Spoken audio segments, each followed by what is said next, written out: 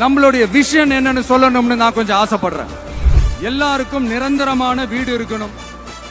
ஒவ்வொரு வீட்டுக்கும் ஒரு மோட்டார் சைக்கிள் வாகனம் உறுதியா இருக்கணும்.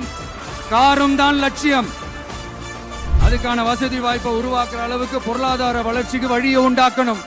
ஒவ்வொரு வீட்டில் இருக்கிற ஒவ்வொருத்தரும் மினிமம் டிகிரி படிச்சிருக்கணும். ஒவ்வொரு வீட்லயும் குறைந்தபட்சம் ஒருத்தருக்கு நிரந்தர வருமானம் கிடைக்கணும். அதுக்கான வேலை வாய்ப்பை உருவாக்கணும். அதுக்கு தகுந்த மாதிரி கல்வியில பாடத்திட்டத்துல சீர்திருத்தம் செய்யணும். கவர்மெண்ட் ஹாஸ்பிட்டல்ஸுக்கு மக்கள் எல்லாரும் பயம் இல்லாம நம்பி போற மாதிரி மாத்தணும். பருவமழை காலத்துல ஏற்படுற வெள்ளத்தால ஊரும் சரி மக்களும் சரி விவசாயமும் சரி பாதிக்கப்படாம இருக்கணும்.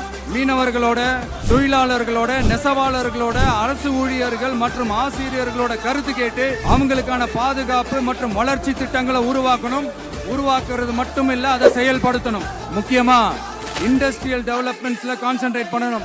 சட்டம் ஒழுங்க ரொம்ப ஸ்ட்ரிக்டா வச்சிருக்கணும். நம்மளுடைய அம்மா, அக்கா, தங்கச்சிகள், அவங்களுடைய பிள்ளைகள், குழந்தைகள் எல்லாருக்கும் பாதுகாப்பு, அதுவும் உண்மையான ஸ்ட்ராங்கான பவர்ஃபுல்லான பாதுகாப்பை உண்டாக்கணும்.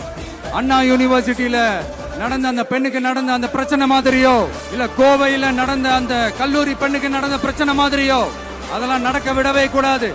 நம்ம வீட்டு பெண்கள் ஸ்ட்ராங்கா, பயமே இல்லாம தைரியமா இருக்கணும்.